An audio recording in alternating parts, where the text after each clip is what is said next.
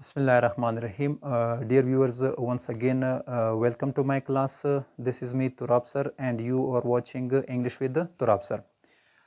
आज का हमारा क्लास है C2 का। C2 में हम पढ़ने जा रहे हैं, नंबर 1 पे है स्काई लेटर्स, और दूसरे नंबर पे है ग्रॉस लेटर्स, एंड तीसरे नंबर पे है रूट लेटर्स। ये क्या होते हैं, यानी ये किसे कहते हैं? बहुत ही आसान है, मुश्किल नहीं है, हमारे साथ रहिएगा। स्काई, जिस तरह स्काई से आपको यानी मीनिंग का भी पता होगा, स्काई कहते हैं आसमान को, और ग्रॉस कहते हैं घास को जो ज़मीन पे उगते हैं, ठीक है। और साथ में रूट कहते हैं जड़ को, यानी घास की जो जड़ होती है या किसी भी पौधे की जो जड़ होती है वो ज़मीन के नीचे होती है।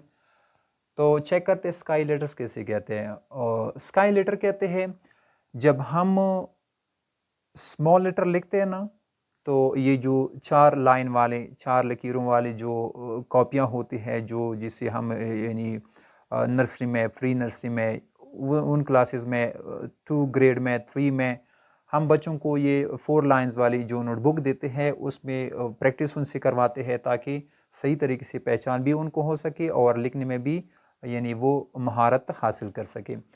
तो ये जो 4 लाइन में मैंने जो 3 लेटर लिखे हैं, ऐसे बहुत सारे हैं। यानी लेटर तो आपको पता है, इंग्लिश हुरूफ तहज्जुद जो है वो 26 है, ए से लेकर जेड तक और जी तक। तो मैंने सिर्फ 3 लेटर्स उठा के रखे हैं, और भी आपको पता है इतना मुश्किल नहीं है, ठीक है।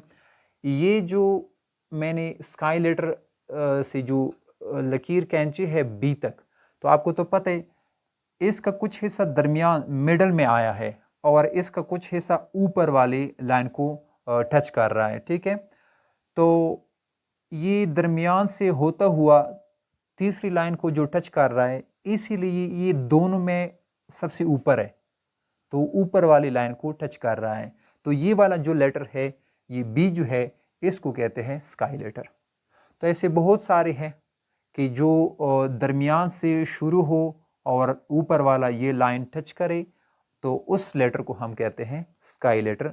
जो ये दोनों के बनिस्बत, ये जो ए और जी के दरमियान ये जो बी है, ये दोनों की बनिस्बत ऊपर वाली लाइन को टच कर रहा है। ये ए और जी ऊपर वाली लाइन को टच नहीं कर रहे, इस वजह से इसको हम कह सकते हैं स्काई लेटर। बहुत ही आसान है, मुश्किल नहीं है, ठीक है, घबराने वाली कोई बात इसमें नहीं है। नेक्स्ट हमारे पास है ग्रॉस लेटर। ग्रॉस लेटर किसे कहते हैं?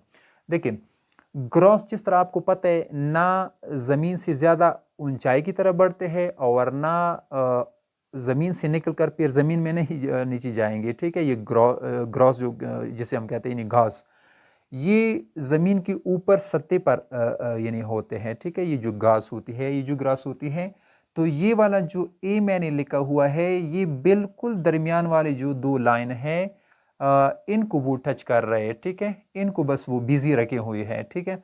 तो ये ना ऊपर वाली लाइन को टच कर रही है, ये एक जो लेटर है, ना नीचे वाली लाइन को टच कर रहा है, ठीक है। तो ये इतना मुश्किल नहीं, इसीलिए इसको कहते हैं ग्रॉस लेटर, ठीक है। अच्छा, नेक्स्ट हमारे पास तीसरा जो है रूट लेटर्स। रूट लेटर्स किसे कहते हैं? रूट जिस तरह आपको पता है जड़ को कहते हैं। तो जड़ जो है वो किसी भी पौधे का, किसी भी चाहे छोटा पौधा हो या बड़ा हो, उसकी जो जड़ी होती है वो बिल्कुल ज़मीन के नीचे होती है, ठीक है। तो इसलिए उसको हम रूट लेटर कहते हैं। अब रूट लेटर यहाँ पे चेक करते हैं, ये जो जी मैंने लिखा हुआ है, इसका ये जो दरमियान वाले 2 लाइंस है, इनको बिजी कर रखे हुए हैं, और साथ में इसका जो लॉस्ट वाला लाइन है, यानी हिस्सा जो है, निचली जो लकीर है लॉस्ट में जो लाइन है, इसको टच कर रही है बनिस्बत इन दोनों के, ठीक है। तो इसीलिए ये क्या होता है, रूट होता है, क्योंकि रूट जो है, जड़ जो है, वो ज़मीन के नीचे होते हैं। तो बस इन चीज़ों को आप, इनकी मीनिंग्स को समझने की कोशिश कीजिए। स्काई किसे कहता है? जो सबसे ऊपर होती है, सब चीज़ों के, पहाड़ों की भी ऊपर होती है, और बादल से भी ऊपर की होती है, ठीक है। तो बस इसको हम यानी वो स्काई कहते हैं। ग्रॉस, समझे कि ग्रॉस की हद बंदी क्या होती है, ठीक है। ना तो ये ज़्यादा ऊपर की तरफ होती है, जिस तरह आसमान की तरफ इतना वो बुलंदी तो वो नहीं होती है उनकी, ना नीचे चली जाती है, ठीक है। और साथ में ये जो रूट लेटर है, روٹ لیٹر جو ہے یہ جڑ کی من ہوتی ہے جو زمین میں گاڑے ہوئے ہوتے ہیں، زمین کے نیچے ہوتے ہیں، اس لیے اس کو روٹ لیٹرز کہتے ہیں۔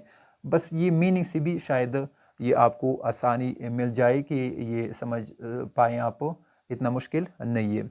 امید ہے کہ آپ کو یہ کلاس پسند آ گیا ہوا ہوگا، اور اگلی کلاسز کو بس آپ دیکھتے جائیے گا، اتنا مشکل نہیں۔ انگلش گرامر ہم اپنی بھرپور کوشش کریں گے کہ آپ کی ہیلپ کر سکیں گے، اور ساتھ میں پھر آپ دوسروں کو بھی پڑھائیں، کیونکہ علم جتنا وہ آپ پڑھائیں گے اتنا علم آپ کا بڑھتا چلا جائے گا۔